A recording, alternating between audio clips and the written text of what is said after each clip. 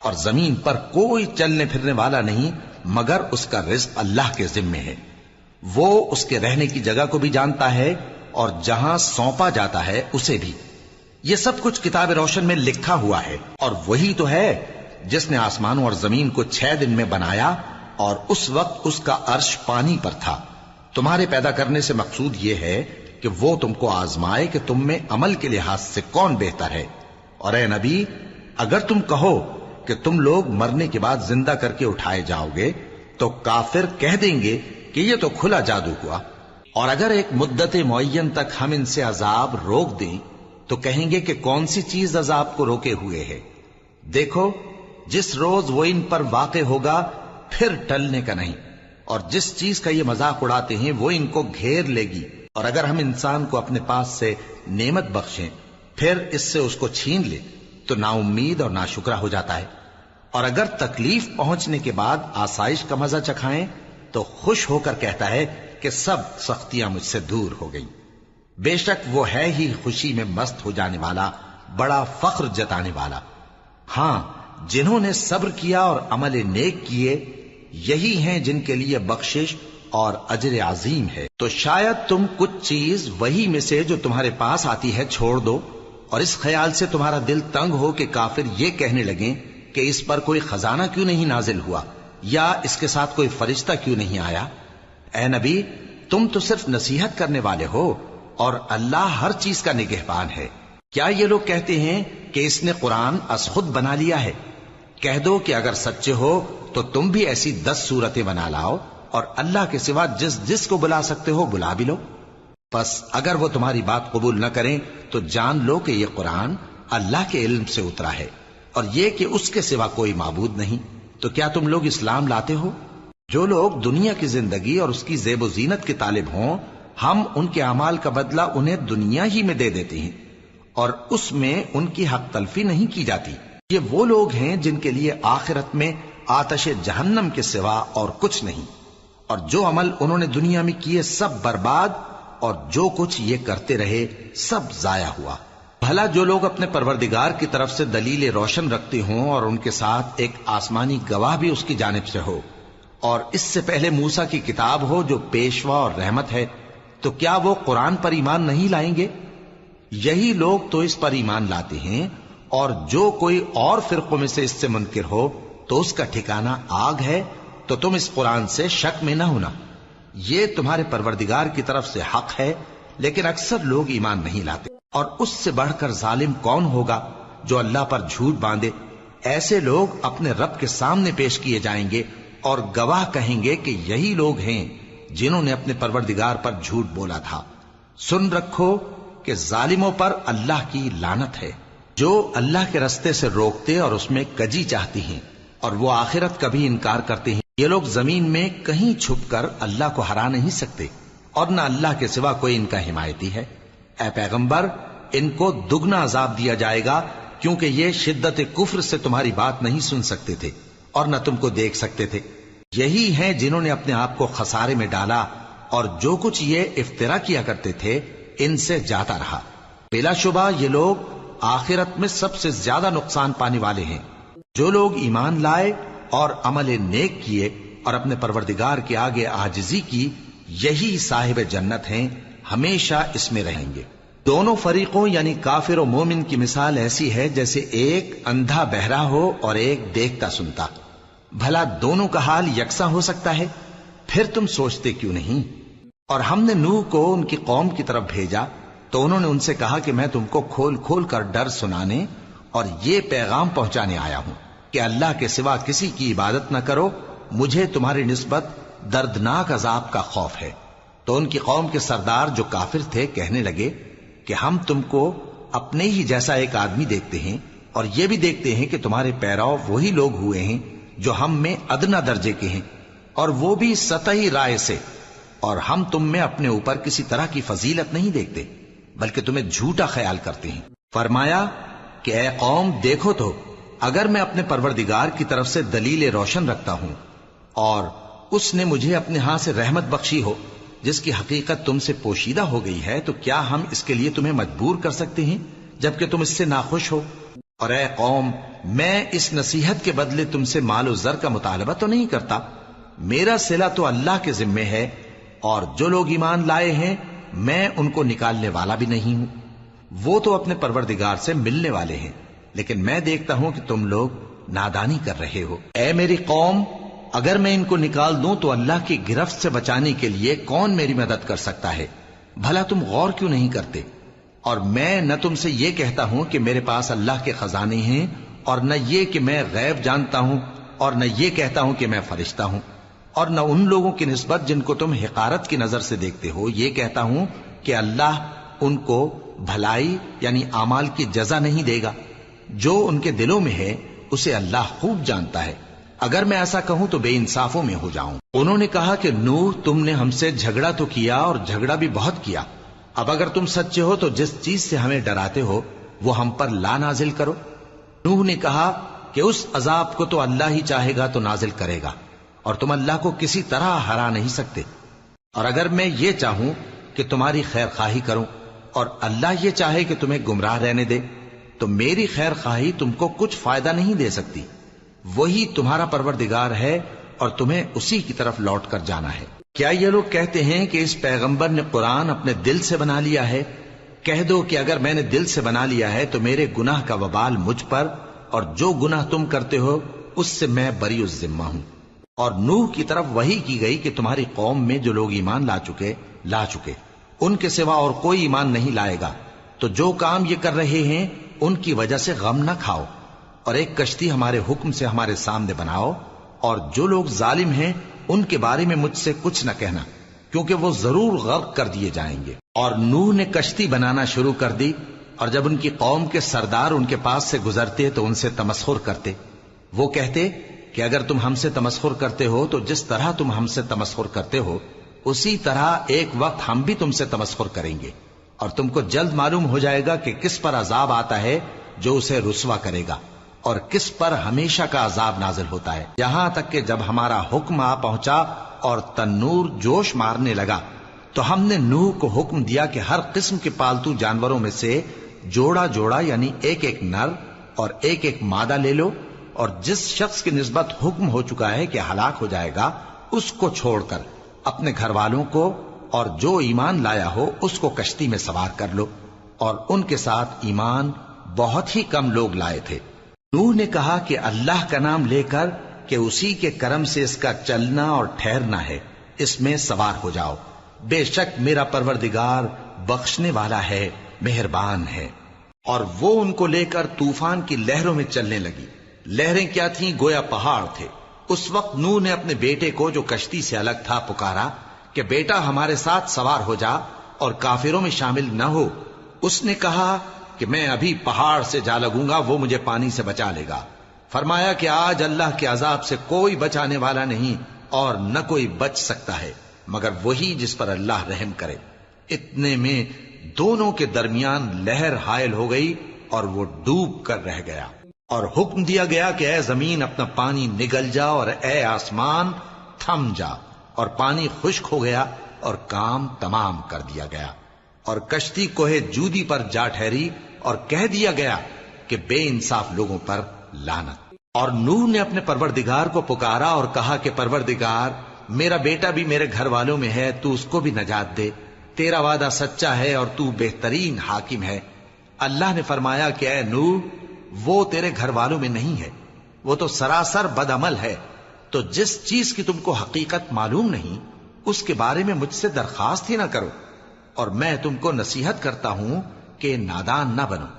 نوح نے کہا پروردگار، میں تجھ سے پناہ مانگتا ہوں کہ ایسی چیز کی تجھ سے درخواست کروں جس کی حقیقت مجھے معلوم نہیں، اور اگر تو مجھے نہیں بخشے گا اور مجھ پر رحم نہیں فرمائے گا تو میں تباہ ہو جاؤں گا۔ حکم ہوا کہ نوح ہماری طرف سے سلامتی اور برکتوں کے ساتھ جو تم پر اور تمہارے ساتھ کی جماعتوں پر نازل کی گئی ہیں اتر آؤ، اور کچھ اور جماعتیں ہوں گی جن کو ہم دنیا کے فوائد سے بہرہ مند کریں گے، پھر ان کو ہماری طرف سے عذاب علیم پہنچے گا۔ یہ حالات غیب کی خبروں میں سے ہیں جو ہم تمہاری طرف بھیجتے ہیں، اور اس سے پہلے نہ تم ہی ان کو جانتے تھے اور نہ تمہاری قوم ہی ان سے واقف تھی، تو صبر کرو کہ انجام پرہیزگاروں ہی کا بھلا ہے۔ اور ہم نے قوم عاد کی طرف ان کے بھائی ہود کو بھیجا. انہوں نے کہا اے میری قوم اللہ ہی کی عبادت کرو، اس کے سوا تمہارا کوئی معبود نہیں. تم شرک کر کے اللہ پر محض بہتان باندھتے ہو. میری قوم میں اس واض و نصیحت کا تم سے کچھ صلہ نہیں مانگتا. میرا صلہ تو اس کے ذمے ہے جس نے مجھے پیدا کیا. بھلا تم سمجھتے کیوں نہیں؟ اور اے قوم اپنے پروردگار سے بخشش مانگو، پھر اس کے آگے توبہ کرو. وہ تم پر آسمان سے موسلا دھار بارش برسائے گا اور تمہاری طاقت پر طاقت بڑھائے گا. اور دیکھو گناہگار بن کر روگردانی نہ کرو. وہ بولے ہود تم ہمارے پاس کوئی دلیل ظاہر نہیں لائے، اور ہم صرف تمہارے کہنے سے نہ اپنے معبودوں کو چھوڑنے والے ہیں اور نہ تم پر ایمان لانے والے ہیں. ہم تو یہ سمجھتے ہیں کہ ہمارے کسی معبود نے تمہیں تکلیف پہنچا کر دیوانہ کر دیا ہے. انہوں نے کہا کہ میں اللہ کو گواہ کرتا ہوں اور تم بھی گواہ رہو کہ جن کو تم اللہ کا شریک بناتے ہو میں ان سے بیزار ہوں. یعنی جن کی اللہ کے سوا عبادت کرتے ہو تو تم سب مل کر میرے بارے میں جو تدبیر کرنی چاہو کر لو اور مجھے مہلت نہ دو. میں اللہ پر جو میرا اور تمہارا سب کا پروردگار ہے بھروسہ رکھتا ہوں. زمین پر جو چلنے پھرنے والا ہے وہ اللہ کے قبضہ قدرت میں ہے.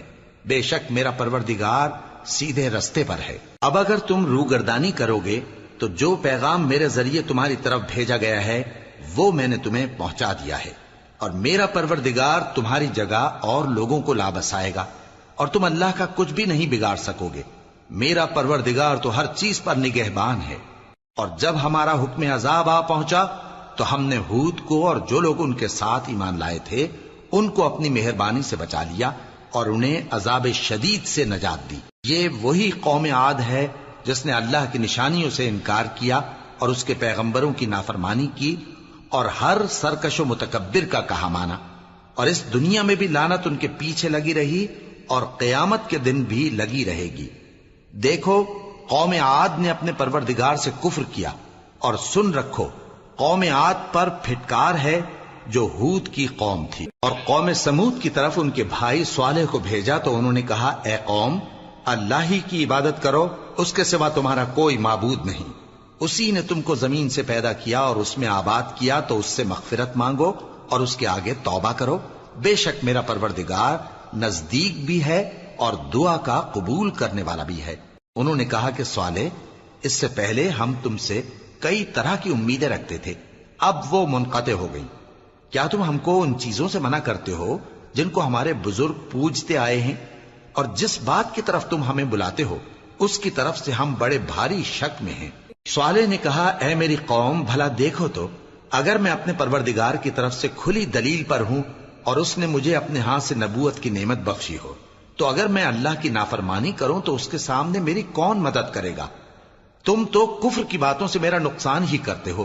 اور یہ بھی کہا کہ اے قوم یہ اللہ کی اونٹنی تمہارے لیے ایک نشانی یعنی معجزہ ہے، تو اس کو چھوڑ دو کہ اللہ کی زمین میں جہاں چاہے چرتی پھرے، اور اس کو کسی طرح کی تکلیف نہ دینا ورنہ تمہیں جلد عذاب آ پکڑے گا.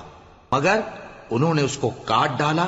تو صالح نے کہا کہ اپنے گھروں میں 3 دن اور فائدے اٹھا لو، یہ وعدہ ہے کہ جھوٹا نہ ہوگا. پس جب ہمارا حکم آ گیا تو ہم نے صالح کو اور جو لوگ ان کے ساتھ ایمان لائے تھے ان کو اپنی مہربانی سے بچا لیا اور اس دن کی رسوائی سے محفوظ رکھا. بے شک تمہارا پروردگار طاقتور ہے، زبردست ہے. اور جن لوگوں نے ظلم کیا تھا ان کو چنگھاڑ کی صورت میں عذاب نے آ پکڑا تو وہ اپنے گھروں میں اوندھے پڑے رہ گئے، گویا کبھی ان میں بسے ہی نہ تھے. سن رکھو کہ قوم سمود نے اپنے پروردگار سے کفر کیا، اور سن رکھو قوم سمود پر پھٹکار ہے. اور ہمارے فرشتے ابراہیم کے پاس بشارت لے کر آئے تو سلام کہا، انہوں نے بھی جواب میں سلام کہا.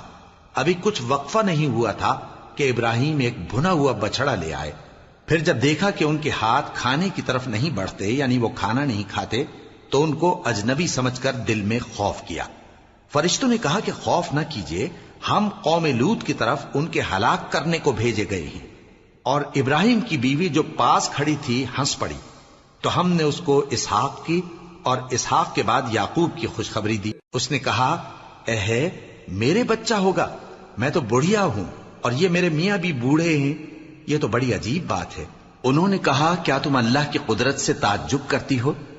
اے اہل بیت، تم پر اللہ کی رحمت اور اس کی برکتیں ہیں، وہ لائق تعریف ہے، بڑا ہے۔ پھر جب ابراہیم سے خوف جاتا رہا اور ان کو خوشخبری بھی مل گئی تو قوم لوط کے بارے میں لگے ہم سے بحث کرنے۔ بے شک ابراہیم بڑے تحمل والے، نرم دل اور رجوع کرنے والے تھے۔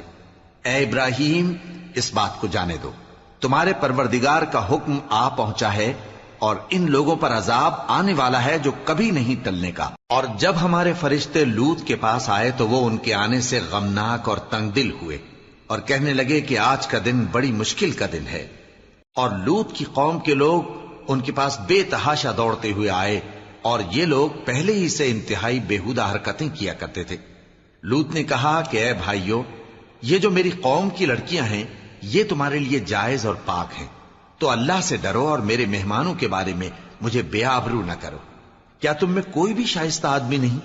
وہ بولے تم کو معلوم ہے کہ تمہاری ان بیٹیوں کی ہمیں کچھ حاجت نہیں، اور جو ہماری غرض ہے اسے تم خوب جانتے ہو۔ لوط نے کہا اے کاش مجھ میں تمہارے مقابلے کی طاقت ہوتی یا میں کسی مضبوط قلعے میں پناہ لے لیتا۔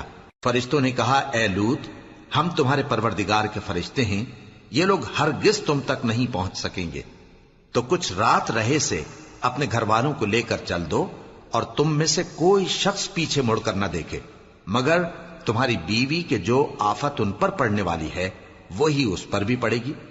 ان کے عذاب کے وعدے کا وقت صبح ہے، اور کیا صبح کچھ دور ہے؟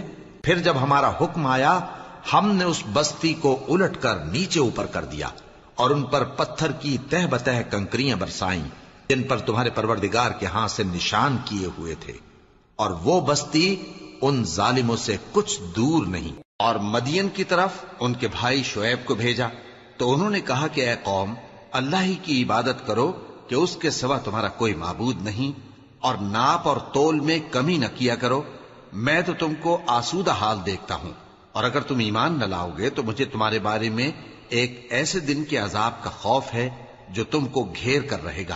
اور اے میری قوم، ناپ اور تول انصاف کے ساتھ پوری پوری کیا کرو، اور لوگوں کو ان کی چیزیں کم نہ دیا کرو، اور زمین میں خرابی کرتے نہ پھرو۔ اگر تم کو میرے کہنے کا یقین ہو تو اللہ کا دیا ہوا نفع ہی تمہارے لیے بہتر ہے، اور میں تمہارا نگہبان نہیں ہوں۔ انہوں نے کہا اے شعیب، کیا تمہاری نماز تمہیں یہ سکھاتی ہے کہ جن کو ہمارے باپ دادا پوجتے آئے ہیں ہم ان کو ترک کر دیں، یا اپنے مال میں تصرف کرنا چاہیں تو نہ کریں؟ تم تو بڑے نرم دل اور بڑے سیدھے ہو۔ انہوں نے کہا کہ اے قوم، دیکھو تو اگر میں اپنے پروردگار کی طرف سے دلیل روشن پر ہوں اور اس نے اپنے ہاں سے مجھے نیک روزی دی ہو تو کیا میں اپنا فرض ادا نہ کروں؟ اور میں نہیں چاہتا کہ جس بات سے میں تمہیں منع کروں خود اس کو کرنے لگوں۔ میں تو جہاں تک مجھ سے ہو سکے تمہارے معاملات کی اصلاح چاہتا ہوں، اور اس بارے میں مجھے توفیق کا ملنا اللہ ہی کے فضل سے ہے۔ میں اسی پر بھروسہ رکھتا ہوں اور اسی کی طرف رجوع کرتا ہوں۔ اور اے قوم، میری مخالفت تم سے کوئی ایسا کام نہ کرا دے کہ جیسی مصیبت نوح کی قوم یا ہود کی قوم یا صالح کی قوم پر واقع ہوئی تھی ویسی ہی مصیبت تم پر واقع ہو۔ اور لوط کی قوم کا زمانہ تو تم سے کچھ دور نہیں، اور اپنے پروردگار سے بخشش مانگو اور اس کے آگے توبہ کرو، بے شک میرا پروردگار بڑا مہربان ہے، بہت محبت کرنے والا ہے۔ انہوں نے کہا کہ شعیب، تمہاری بہت سی باتیں ہماری سمجھ میں نہیں آتی، اور ہم دیکھتے ہیں کہ تم ہم میں کمزور بھی ہو، اور اگر تمہارے بھائی بند نہ ہوتے تو ہم تم کو سنسار کر دیتے، اور تم ہم پر کسی طرح بھی غالب نہیں ہو۔ انہوں نے کہا کہ اے قوم، کیا میرے بھائی بندوں کا دباؤ تم پر اللہ سے زیادہ ہے، اور اس کو تم نے پیٹھ پیچھے ڈال رکھا ہے؟ میرا پروردگار تو تمہارے سب اعمال کا احاطہ کیے ہوئے ہے۔ اور اے قوم، تم اپنی جگہ کام کیے جاؤ، میں اپنی جگہ کام کیے جاتا ہوں۔ تم کو ان قریب معلوم ہو جائے گا کہ رسوا کرنے والا عذاب کس پر آتا ہے اور جھوٹا کون ہے، اور تم بھی انتظار کرو، میں بھی تمہارے ساتھ انتظار کرتا ہوں۔ اور جب ہمارا حکم آ پہنچا تو ہم نے شعیب کو اور جو لوگ ان کے ساتھ ایمان لائے تھے ان کو تو اپنی رحمت سے بچا لیا، اور جو ظالم تھے ان کو چنگھاڑ نے آ دبوچا، تو وہ اپنے گھروں میں اوندھے پڑے رہ گئے، گویا ان میں کبھی بسے ہی نہ تھے۔ سن رکھو کہ مدین پر ویسی ہی پھٹکار ہے جیسی سمود پر پھٹکار تھی، اور ہم نے موسیٰ کو اپنی نشانیاں اور دلیل روشن دے کر بھیجا فرعون اور اس کے سرداروں کی طرف، تو وہ فرعون ہی کے حکم پر چلتے رہے، حالانکہ فرعون کا حکم درست نہیں تھا۔ وہ قیامت کے دن اپنی قوم کے آگے آگے چلے گا، پھر ان کو دوزخ میں جا اتارے گا، اور جس مقام پر وہ اتارے جائیں گے وہ برا ہے۔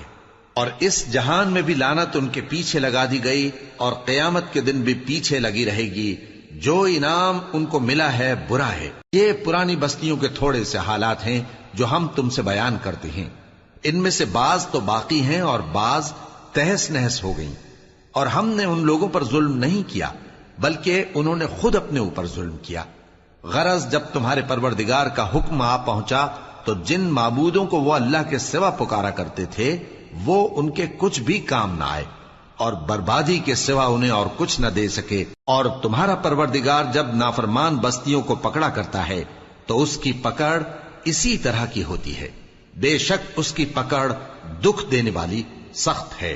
ان قصوں میں اس شخص کے لیے جو عذاب آخرت سے ڈرے عبرت ہے۔ یہ وہ دن ہوگا جس میں سب اکٹھے کیے جائیں گے، اور یہی وہ دن ہوگا جس میں سب اللہ کے روبرو حاضر کیے جائیں گے، اور ہم اس کے لانے میں ایک وقت معین تک تاخیر کر رہے ہیں۔ جس روز وہ آ جائے گا تو کوئی شخص اللہ کے حکم کے بغیر بول بھی نہیں سکے گا۔ پھر ان میں سے کچھ بدبخت ہوں گے اور کچھ نیک بخت۔ تو جو بدبخت ہوں گے وہ دوزخ میں ڈال دیے جائیں گے، اس میں ان کو چلانا اور دھاڑنا ہوگا۔ جب تک آسمان و زمین ہیں وہ اسی میں رہیں گے مگر جتنا تمہارا پروردگار چاہے، بے شک تمہارا پروردگار جو چاہتا ہے کر دیتا ہے۔ اور جو نیک بخت ہوں گے وہ بہشت میں داخل کیے جائیں گے، اور جب تک آسمان اور زمین ہیں ہمیشہ اسی میں رہیں گے مگر جتنا تمہارا پروردگار چاہے۔ یہ اللہ کی بخشش ہے جو کبھی منقطع نہیں ہوگی۔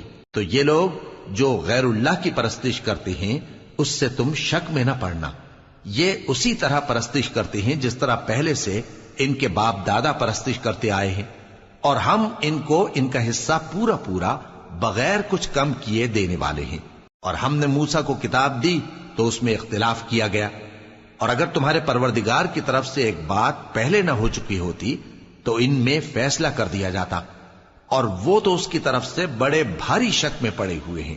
اور تمہارا پروردگار ان سب کو قیامت کے دن ان کے اعمال کا پورا پورا بدلہ دے گا، بے شک جو عمل یہ کرتے ہیں وہ اس سے واقف ہے۔ سو اے پیغمبر، جیسا تم کو حکم ہوتا ہے اس پر تم اور جو لوگ تمہارے ساتھ تائب ہوئے ہیں قائم رہو، اور حد سے تجاوز نہ کرنا، وہ تمہارے سب اعمال کو دیکھ رہا ہے۔ اور مسلمانوں، جو لوگ ظالم ہیں ان کی طرف مائل نہ ہونا، نہیں تو تمہیں بھی دوزخ کی آگ آ لپٹے گی، اور اللہ کے سوا تمہارے کوئی دوست نہیں ہوں گے، پھر تمہیں کوئی مدد بھی نہ ملے گی۔ اور دن کے دونوں سروں یعنی صبح اور شام کے اوقات میں اور رات کی چند ساعتوں میں نماز پڑھا کرو، کچھ شک نہیں کہ نیکیاں گناہوں کو دور کر دیتی ہیں۔ یہ ان کے لیے نصیحت ہے جو نصیحت قبول کرنے والے ہیں، اور صبر کیے رہو کہ اللہ نیکوکاروں کا اجر ضائع نہیں کرتا۔ تو جو امتیں تم سے پہلے گزر چکی ہیں ان میں ایسے ہوش مند کیوں نہ ہوئے جو ملک میں خرابی کرنے سے روکتے؟ ہاں، ایسے تھوڑے سے تھے جن کو ہم نے ان میں سے نجات بخشی، اور جو ظالم تھے وہ انہی باتوں کے پیچھے لگے رہے جن میں عیش و آرام تھا، اور وہ گناہوں میں ڈوبے ہوئے تھے۔ اور تمہارا پروردگار ایسا نہیں ہے کہ بستیوں کو جبکہ وہاں کے باشندے نیکوکار ہوں از راہ ظلم تباہ کر دے۔ اور اگر تمہارا پروردگار چاہتا تو تمام لوگوں کو ایک ہی جماعت کر دیتا، اور وہ برابر اختلاف کرتے رہیں گے، مگر جن پر تمہارا پروردگار رحم فرمائے، اور اسی لیے اس نے ان کو پیدا کیا ہے۔ اور تمہارے پروردگار کا قول پورا ہو گیا کہ میں دوزخ کو جنوں اور انسانوں سب سے بھر دوں گا۔ اور اے نبی اور پیغمبروں کے وہ سب حالات جو ہم تم سے بیان کرتے ہیں ان سے ہم تمہارے دل کو جمائے رکھتے ہیں، اور ان حالات میں تمہارے پاس حق پہنچ گیا، اور یہ مومنوں کے لیے نصیحت اور عبرت ہے۔ اور جو لوگ ایمان نہیں لائے ان سے کہہ دو کہ تم اپنی جگہ عمل کیے جاؤ، ہم اپنی جگہ عمل کیے جاتے ہیں، اور نتیجہ اعمال کا تم بھی انتظار کرو، ہم بھی انتظار کرتے ہیں۔ اور آسمانوں اور زمین کی چھپی چیزوں کا علم اللہ ہی کو ہے، اور تمام معاملات اسی کی طرف رجوع کیے جائیں گے تو اسی کی عبادت کرو اور اسی پر بھروسہ رکھو، اور جو کچھ تم لوگ کر رہے ہو تمہارا پروردگار اس سے بے خبر نہیں۔ شروع اللہ کا نام لے کر جو بڑا مہربان نہایت رحم والا ہے۔ الف لام را، یہ کتاب روشن کی آیتیں ہیں، ہم نے اس قرآن کو عربی میں نازل کیا ہے تاکہ تم لوگ سمجھ سکو۔ اے پیغمبر، ہم اس قرآن کے ذریعے سے جو ہم نے تمہاری طرف بھیجا ہے تمہیں ایک نہایت اچھا قصہ سناتے ہیں، اور تم اس سے پہلے بے خبر تھے۔ جب یوسف نے اپنے والد سے کہا کہ ابا، میں نے خواب میں 11 ستاروں اور سورج اور چاند کو دیکھا ہے، دیکھتا کیا ہوں کہ وہ مجھے سجدہ کر رہی ہیں۔ انہوں نے کہا کہ بیٹا، اپنے خواب کا ذکر اپنے بھائیوں سے نہ کرنا، نہیں تو وہ تمہارے حق میں کوئی چال چلیں گے۔ کچھ شک نہیں کہ شیطان انسان کا کھلا دشمن ہے، اور اسی طرح اللہ تمہیں برگزیدہ و ممتاز کرے گا اور خواب کی باتوں کی تعبیر کا علم سکھائے گا، اور جس طرح اس نے اپنی نعمت پہلے تمہارے دادا پر دادا ابراہیم اور اسحاق پر پوری کی تھی، اسی طرح تم پر اور اولاد یعقوب پر پوری کرے گا۔ بے شک تمہارا پروردگار سب کچھ جاننے والا ہے، حکمت والا ہے۔ ہاں، یوسف اور ان کے بھائیوں کے قصے میں پوچھنے والوں کے لیے بہت سی نشانیاں ہیں۔ جب انہوں نے آپس میں تذکرہ کیا کہ یوسف اور اس کا بھائی ابا کو ہم سے زیادہ پیارے ہیں، حالانکہ ہم جماعت کی جماعت ہیں، کچھ شک نہیں کہ ابا کھلی غلطی پر ہیں۔ یوسف کو یا تو جان سے مار ڈالو یا کسی ملک میں پھینک آؤ، پھر ابا کی توجہ صرف تمہاری طرف ہو جائے گی، اور اس کے بعد تم نیک لوگوں میں ہو جاؤ گے۔ ان میں سے ایک کہنے والے نے کہا کہ یوسف کو جان سے نہ مارو، کسی اندھے کنویں میں ڈال دو کہ کوئی راہگیر اسے نکال کر کسی دوسرے ملک میں لے جائے گا۔ اگر تم کو کرنا ہی ہے تو یوں کرو۔ یہ مشورہ کر کے وہ اپنے والد سے کہنے لگے کہ ابا جان، کیا سبب ہے کہ آپ یوسف کے بارے میں ہمارا اعتبار نہیں کرتے؟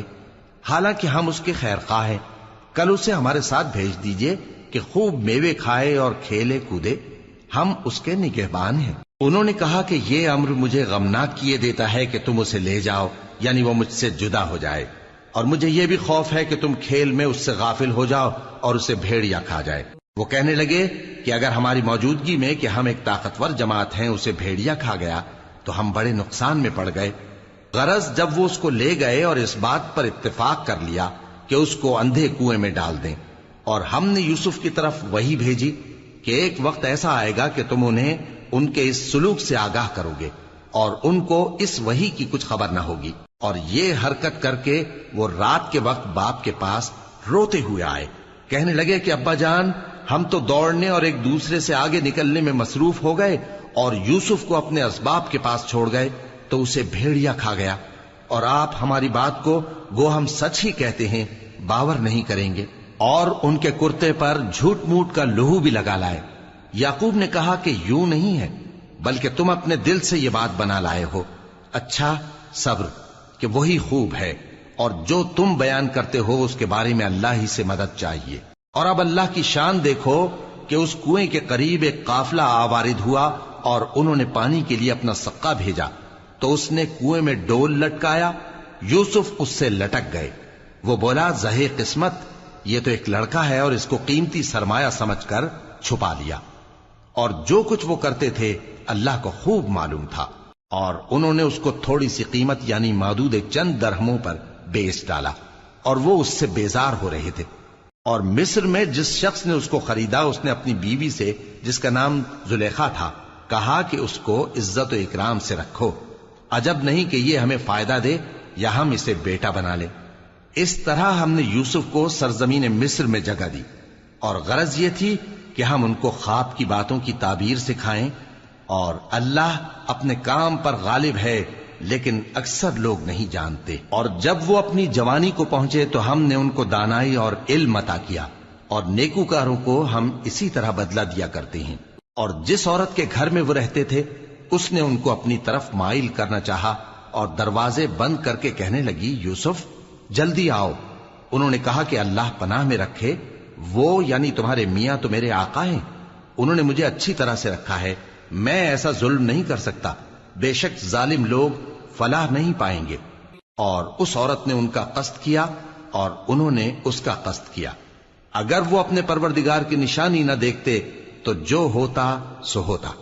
यूं इसलिए किया गया کہ ہم ان سے برائی اور بے حیائی کو روک دیں. بے شک وہ ہمارے چنے ہوئے بندوں میں سے تھے. اور دونوں دروازے کی طرف بھاگے، آگے یوسف پیچھے زلیخا. اور عورت نے ان کا کرتا پیچھے سے پکڑ کر جو کھینچا تو پھاڑ ڈالا، اور دونوں کو دروازے کے پاس عورت کا خاوند مل گیا. تو عورت بولی کہ جو شخص تمہاری بیوی کے ساتھ برا ارادہ کرے اس کی اس کے سوا کیا سزا ہے کہ یا تو قید کیا جائے یا اسے دکھ کا عذاب دیا جائے. یوسف نے کہا اسی نے مجھ کو اپنی طرف مائل کرنا چاہا تھا. اور اس کے خاندان میں سے ایک گواہ نے گواہی دی کہ اگر اس کا کرتا آگے سے پھٹا ہو تو یہ سچی اور یوسف جھوٹا ہے، اور اگر کرتا پیچھے سے پھٹا ہو تو یہ جھوٹی اور وہ سچا ہے. سو جب اس کا کرتا دیکھا تو پیچھے سے پھٹا تھا. تب اس نے زلیخا سے کہا کہ یہ تمہارا ہی فریب ہے، اور کچھ شک نہیں کہ تم عورتوں کے فریب بڑے بھاری ہوتے ہیں. یوسف اس بات کا خیال نہ کر، اور زلیخا تو اپنے گناہ کی بخشش مانگ، بے شک خطا تیری ہی ہے. اور شہر میں عورتیں گفتگویں کرنے لگیں کہ عزیز کی بیوی اپنے غلام کو اپنی طرف مائل کرنا چاہتی ہے اور اس کی محبت اس کے دل میں گھر کر گئی ہے. ہم دیکھتی ہیں کہ وہ کھلی گمراہی میں ہے. پھر جب زلیخا نے ان عورتوں کی گفتگو جو حقیقت میں دیدار یوسف کے لیے ایک چال تھی سنی، تو ان کے پاس دعوت کا پیغام بھیجا اور ان کے لیے ایک محفل مرتب کی، اور پھل تراشنے کے لیے ہر ایک کو ایک ایک چھری دی. اور یوسف سے کہا کہ ان کے سامنے آؤ. جب عورتوں نے ان کو دیکھا تو ان کا روب حسن ان پر ایسا چھا گیا کہ پھل تراشتے تراشتے اپنے ہاتھ کاٹ لیے، اور بے ساختہ بول اٹھیں کہ اللہ پاک ہے، یہ آدمی نہیں، یہ تو کوئی بزرگ فرشتہ ہے. زلیخا نے کہا تو یہ وہی ہے جس کے بارے میں تم مجھے تانے دیتی تھیں، اور بے شک میں نے اس کو اپنی طرف مائل کرنا چاہا مگر یہ بچا رہا. اور اگر یہ وہ کام نہ کرے گا جو میں اسے کہتی ہوں تو قید کر دیا جائے گا اور ذلیل ہوگا. یوسف نے دعا کی کہ پروردگار جس کام کی طرف یہ مجھے بلاتی ہیں اس کی نسبت مجھے قید پسند ہے، اور اگر تو مجھ سے ان کے فریب کو نہ ہٹائے گا تو میں ان کی طرف مائل ہو جاؤں گا اور نادانوں میں سے ہو جاؤں گا. پس ان کے رب نے ان کی دعا قبول کر لی اور ان سے عورتوں کا داؤں ٹال دیا. بے شک وہی تو سننے والا ہے، جاننے والا ہے. پھر باوجود اس کے کہ وہ لوگ ان کی بے گناہی کے نشان دیکھ چکے تھے، ان کی رائے یہی ٹھہری کہ کچھ عرصے کے لیے ان کو قید ہی کر دیں. اور ان کے ساتھ دو اور جوان بھی داخل زندہ ہوئے. ایک نے ان میں سے کہا کہ میں نے خواب دیکھا ہے، دیکھتا کیا ہوں کہ شراب کے لیے انگور نچوڑ رہا ہوں. دوسرے نے کہا کہ میں نے بھی خواب دیکھا ہے، میں یہ دیکھتا ہوں کہ اپنے سر پر روٹیاں اٹھائے ہوئے ہوں اور پرندے ان میں سے کھا رہے ہیں. تو ہمیں ان کی تعبیر بتا دیجئے کہ ہم تمہیں نیکوکار دیکھتے ہیں. یوسف نے کہا کہ جو کھانا تم کو ملنے والا ہے وہ آنے نہیں پائے گا کہ میں اس سے پہلے تم کو اس کی تعبیر بتا دوں گا. یہ ان باتوں میں سے ہے جو میرے پروردگار نے مجھے سکھائی ہیں. جو لوگ اللہ پر ایمان نہیں لاتے اور آخرت کا انکار کرتے ہیں، میں نے ان کا مذہب چھوڑ دیا ہے، اور میں اپنے باپ دادا ابراہیم اور اسحاق اور یعقوب کے مذہب پر چلتا ہوں. ہمیں شایع نہیں ہے کہ کسی چیز کو اللہ کے ساتھ شریک بنائیں. یہ اللہ کا فضل ہے ہم پر بھی اور لوگوں پر بھی، لیکن اکثر لوگ شکر نہیں کرتے. اے میرے قید خانے کے رفیقو، بھلا کئی جدا جدا آقا اچھے یا اللہ جو اکیلا ہے سب پر غالب ہے؟ جن چیزوں کی تم اللہ کے سوا پرستش کرتے ہو وہ صرف نام ہی نام ہیں جو تم نے اور تمہارے باپ دادا نے رکھ لیے ہیں. اللہ نے ان کی کوئی سند نازل نہیں کی. سن رکھو کہ اللہ کے سوا کسی کی حکومت نہیں ہے. اس نے ارشاد فرمایا ہے کہ اس کے سوا کسی کی عبادت نہ کرو، یہی سیدھا دین ہے، لیکن اکثر لوگ نہیں جانتے. اے میرے قید خانے کے رفیقو، تم میں سے ایک جو پہلا خواب بیان کرنے والا ہے وہ تو اپنے آقا کو شراب پلایا کرے گا، اور جو دوسرا ہے وہ سولی دیا جائے گا اور پرندے اس کا سر نوچ کھائیں گے. جو بات تم مجھ سے پوچھتے تھے وہ فیصل ہو چکی ہے. اور ان دونوں میں سے جس کی نسبت یوسف نے خیال کیا کہ وہ رہائی پا جائے گا، اس سے کہا کہ اپنے آقا سے میرا ذکر بھی کر دینا. پھر شیطان نے اسے ان کا اپنے آقا سے ذکر کرنا بھلا دیا، اور یوسف کئی برس قید خانے ہی میں رہے. اور بادشاہ نے کہا کہ میں نے خواب دیکھا ہے، دیکھتا کیا ہوں کہ 7 موٹی گائیں ہیں جن کو 7 دبلی گائیں کھا رہی ہیں، اور 7 خوشے سبز ہیں اور 7 خشک. اے درباریو، اگر تم خوابوں کی تعبیر دے سکتے ہو تو مجھے میرے خواب کی تعبیر بتاؤ۔ انہوں نے کہا یہ خواب تو پریشان خیالی سے ہیں اور ہمیں ایسے خوابوں کی تعبیر نہیں آتی۔ اور وہ شخص جو دونوں قیدیوں میں سے رہائی پا گیا تھا اور جسے مدت کے بعد وہ بات یاد آ گئی، بول اٹھا کہ میں آپ کو اس کی تعبیر لا بتاتا ہوں، مجھے قید خانے جانے کی اجازت دیجیے۔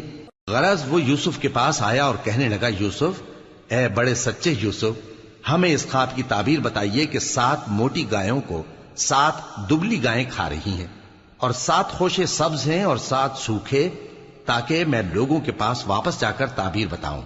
عجب نہیں کہ وہ تمہاری قدر جانے۔ انہوں نے کہا کہ تم لوگ 7 سال متواتر کھیتی کرتے رہو گے، تو جو غلہ کاٹو تو تھوڑے سے غلے کے سوا جو کھانے میں آئے باقی کو خوشوں میں ہی رہنے دینا۔ پھر اس کے بعد خشک سالی کے 7 سخت سال آئیں گے کہ جو غلہ تم نے جمع کر رکھا ہوگا وہ سب کو کھا جائیں گے، صرف وہی تھوڑا سا رہ جائے گا جو تم احتیاط سے رکھ چھوڑو گے۔ پھر اس کے بعد ایک ایسا سال آئے گا کہ خوب مے برسے گا اور لوگ اس میں رس نچوڑیں گے۔ اور یہ تعبیر سن کر بادشاہ نے حکم دیا کہ یوسف کو میرے پاس لے آؤ۔ سو جب قاصد ان کے پاس گیا تو انہوں نے کہا کہ اپنے آقا کے پاس واپس جاؤ اور اس سے پوچھو کہ ان عورتوں کا کیا حال ہے جنہوں نے اپنے ہاتھ کاٹ لیے تھے، بے شک میرا پروردگار ان کے فریب سے خوب واقف ہے۔ بادشاہ نے عورتوں سے پوچھا کہ تمہارا کیا قصہ تھا جب تم نے یوسف کو اپنی طرف مائل کرنا چاہا؟ سب بول اٹھیں کہ اللہ پاک ہے، ہم نے اس میں کوئی برائی معلوم نہیں کی۔ عزیز کی بیوی نے کہا، اب سچی بات تو ظاہر ہو ہی گئی ہے، اصل یہ ہے کہ میں نے اس کو اپنی طرف مائل کرنا چاہا تھا اور وہ بے شک سچا ہے۔ یوسف نے کہا کہ میں نے یہ بات اس لیے پوچھی ہے کہ عزیز کو یقین ہو جائے کہ میں نے اس کی پیٹھ پیچھے اس کی امانت میں خیانت نہیں کی، اور اللہ خیانت کرنے والوں کی چال کو چلنے نہیں